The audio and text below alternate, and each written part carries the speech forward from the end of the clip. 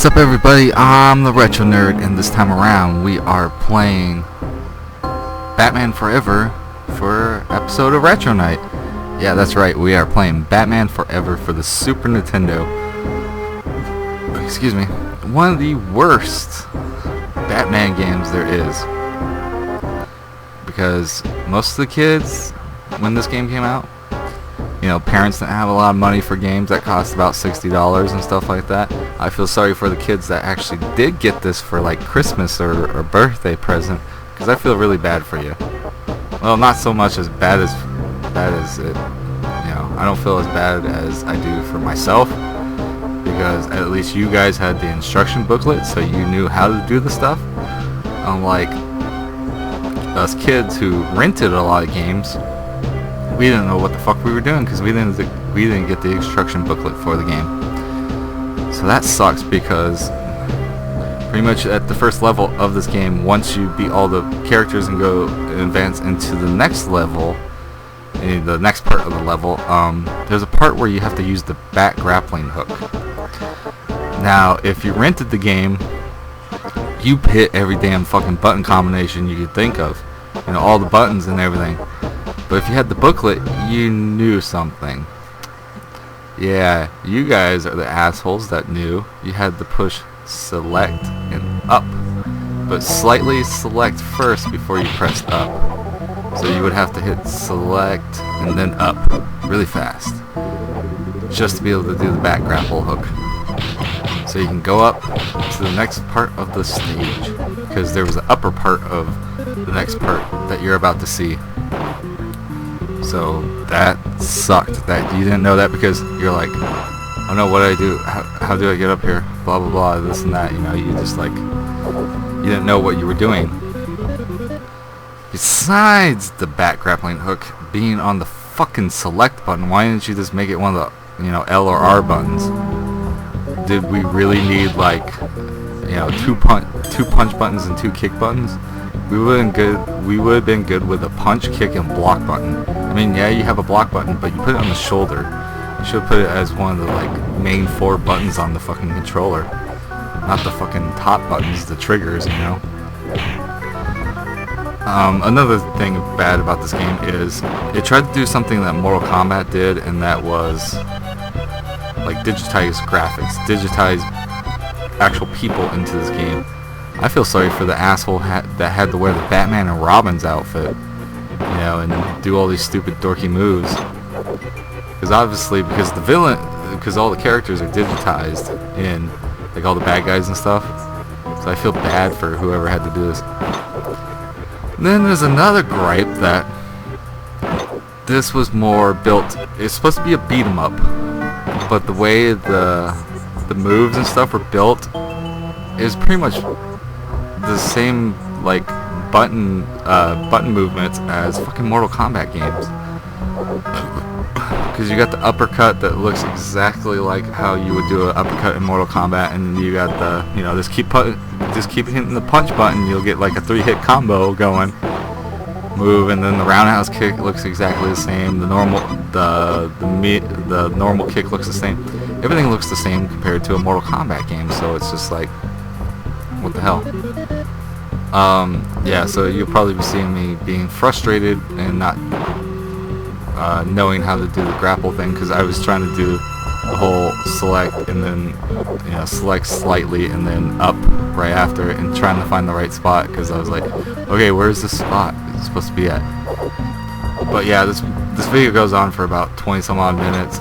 It's because once I got up there, I was like, alright, I'm up here now.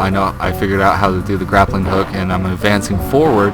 I want to keep playing this and see how farther I can get than what I got as a kid, because as a kid I just got to that second part and didn't know how to do the grapple hook. So I was like, alright, I'm going to keep going as far as I can until I lose all my lives. And yeah, I just was like, oh please, at least let me get to like a boss fight or something.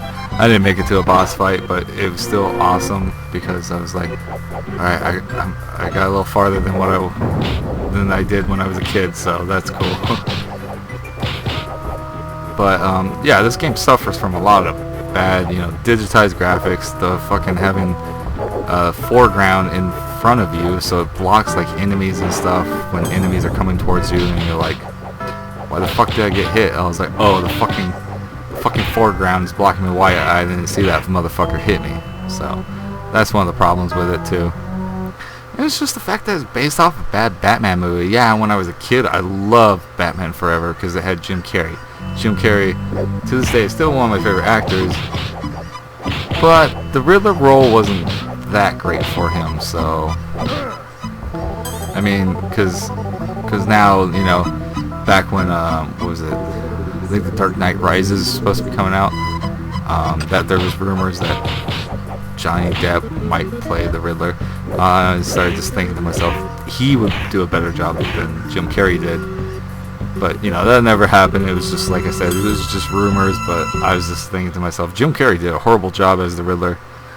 But he, besides the guy that played the Riddler in the 1960s Batman TV show with Adam West and all that, there hasn't been anybody else to pick up the role as the Riddler besides the voice actors for the cartoon shows and stuff like that in the video games.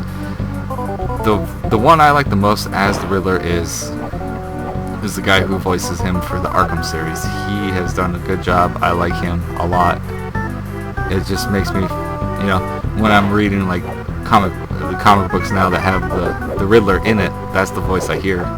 Just how, like, when you're reading, you know, Joker's lines in a comic book, you always just assume, you know, it's Mark Hamill. You know, you put it in Mark Hamill's voice, just like with Batman. You put it in either some people think of Christian Bale, or some people think of Michael Keaton, or some people think of Kevin Conroy. But Kevin Conroy has always been the voice of Batman for the longest.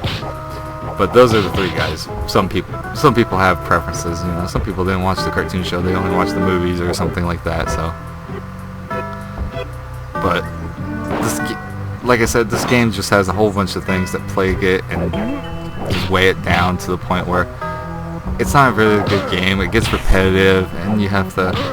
It's not very straightforward with what it's trying to tell you, especially when you get the little Riddler things, and they're pretty much like, oh, you know, give you a little riddle. It's like, kids aren't going to be able to solve that. I mean, some kids might be able to, but not all the kids. It's not as easy as, you know, some of the Riddler riddles in like the Arkham series, where they're like, don't cut yourself on this sharply observed painting. It's the fucking painting right next to you of Warden Sharp. Pretty easy, scan it, and you get the Riddler solved. But, you know, kids aren't going to figure out the riddles. They're going to be like, what does that mean? You know, they're not going to understand. They're just not going to completely understand. So I know they're trying to incorporate riddles into this game because the Riddler is one of the villains in this game, but don't, because, you know,